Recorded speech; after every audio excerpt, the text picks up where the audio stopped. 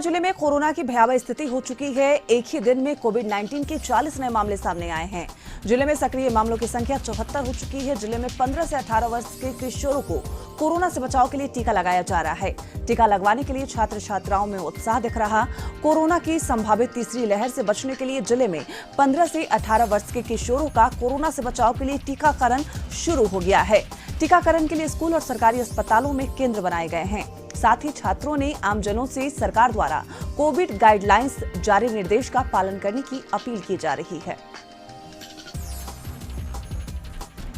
बेरमो में corona virus के नए वेरिएंट ओमिक्रॉन के संक्रमण की रफ्तार को देखते हुए जिला प्रशासन ने तैयारी शुरू कर दी है। इसे लेकर बोकारो उपायुक्त कुलदीप चौधरी ने बेरमो के अनुमंडलीय अस्पताल फुसरो और जरीडीह सीएचसी का निरीक्षण किया। इसके साथ ही अस्पतालों में पहुंचकर स्वास्थ्य सुविधाओं और गैस प्लांट का निरीक्षण किया। उपायुक्त ने व्यवस्था को दुरुस्त करने के लिए अधिकारियों को कई दिशा निर्देश दिए।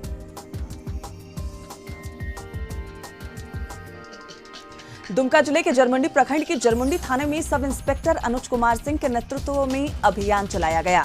इस दौरान पुलिस बल ने मुख्य मार्ग वाहनों के चालकों को मास्क लगाने को लेकर अपील की। सब इंस्पेक्टर ने बताया कि बढ़ते कोरोना संक्रमण को देखते हुए सरकार के गाइडलाइंस के आने के बाद लोगों को मास्क लगाने को लेकर जागरूक कर रहे हैं। नए साल की रात कटरिया गांव के गाइड बांध पर भयावह आग लगने से दर्जनों पशुओं जिंदा जलकर मौत हो गई। अगलगी की घटना में सभी पशुपालकों का घर सामान जलकर खाक हो गया। प्रशासनिक स्तर पर किसी प्रकार के मुआवजे और राहत सामग्री नहीं दी गई। सभी पशुपालक इस कड़ाके की ठंड में अपने बाल बच्चों के साथ बिना छत के ही गुजर बसर कर रहे हैं। इन सभी हालातों को देखते हुए पूर्व विधायक नीरज कुमार गाइड बांध पर पहुंचकर पीड़ित पशुपालक मुआवजा नहीं मिलने पर सीईओ और मवेशी के डॉक्टरों से बात की, साथ ही साथ जल्द से जल्द मुआवजा दिलाने को कहा है। उसके बाद 1 दर्जन से अधिक पीड़ित परिवारों के बीच कंबल का वितरण किया।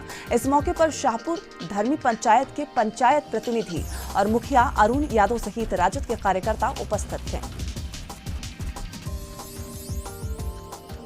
भागलपुर में एक युवती ने एसएसपी को आवेदन देकर मदद की गुहार लगाई है। कादिरगंज नवादा की रहने वाली युवती का आरोप है कि उसके जीजा ने भाई से शादी का झांसा देकर 6 सालों तक शारीरिक संबंध बनाया और उसे किसी और शादी कर ली। युवती ने बताया कि शशि रंजन की शादी 2015 में कादिरगंगा नवादा में उनकी बहन से हुई थी। उसी वक्त शशि रंजन यानी उनके जीजा के भाई वेद प्रकाश से उसकी दोस्ती हुई और बाद में दोनों की दोस्ती प्यार में बदल गया। उसके बाद दोनों 6 सालों तक साथ रहने लगे, लेकिन हाल के दिनों में वेद प्रकाश ने बिना बताए किसी और लड़की से शादी कर ली। अब पीड़िता पुलिस से मदद की गुहार लगा रही है। बिहार शरीफ के रामचंद्रपुर बाजार समिति में शॉर्ट सर्किट से आग लग गई, जिसमें 25 से अधिक दुकानें जलकर खाक हो गई। गनीमत रही कि दुकान में सोए लोग शोर सुनकर निकल चुके थे। अगलगी की सूचना पर दमकल की टीम और स्थानीय लोगों ने कड़ी मशक्कत के बाद आग पर काबू पाया। आग इतनी भयावह थी कि दूर तक उसकी लपटें नजर आ रही थी। अगलगी से करीब 50 लाख की संपत्ति का नुकसान बताया जा रहा है। हालांकि अभी तक इसका आकलन ठीक से नहीं हो पाया।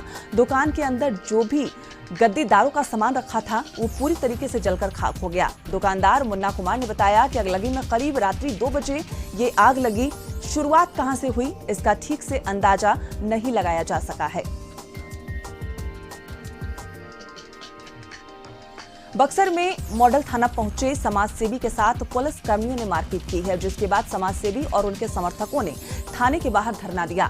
बक्सर एसडीएम की पहल पर थाने के गेट पर धरना समाप्त हुआ। बताया जा रहा है कि हाजत में बंद एक व्यक्ति से समाज सेवी बात करने पहुंचा था।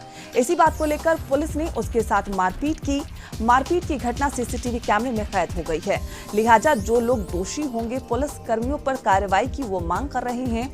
एसडीएम ने कार्रवाई का भरोसा दिया है।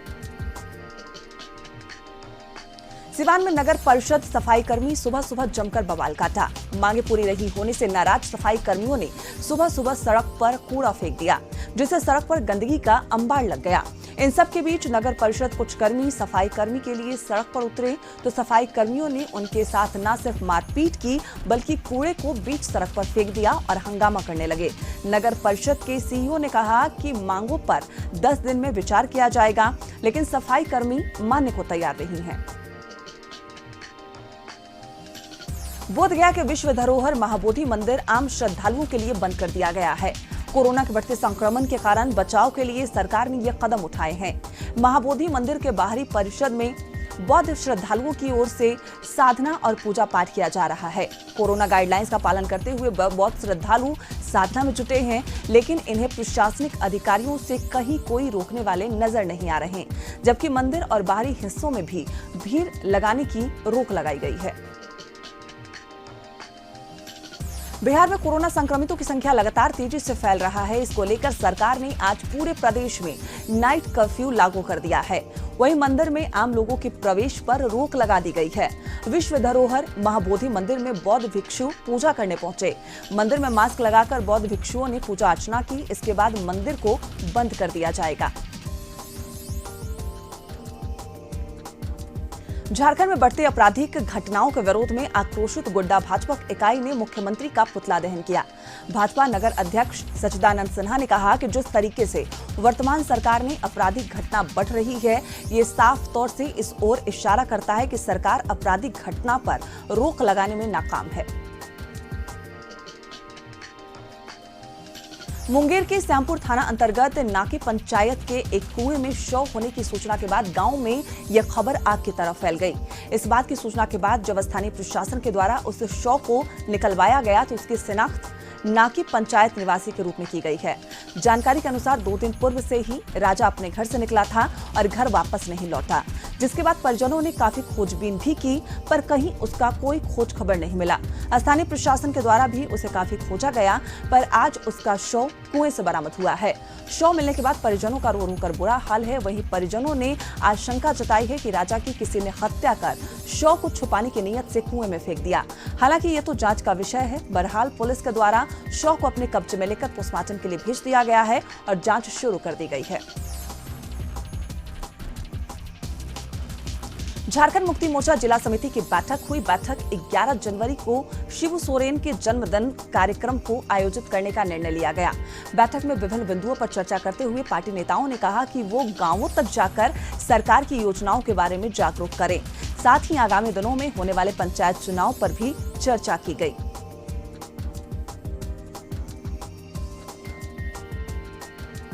किसानों के बीच उर्वरक किल्लत को लेकर भाजपा नेताओं ने गांधी प्रतिमा स्थल पर धरना दिया।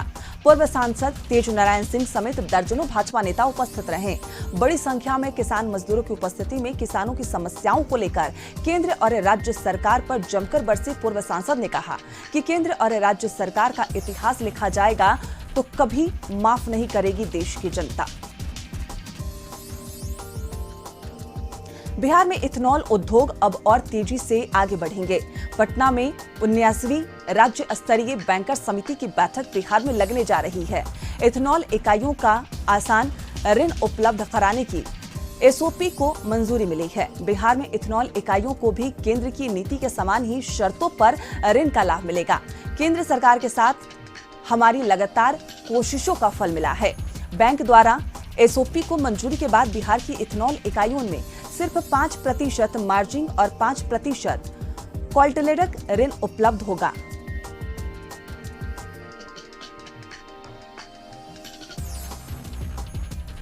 मधुबनी के बबुराही थाना क्षेत्र के भपटिया गांव में एक संदिग्ध को गिरफ्तार किया गया है।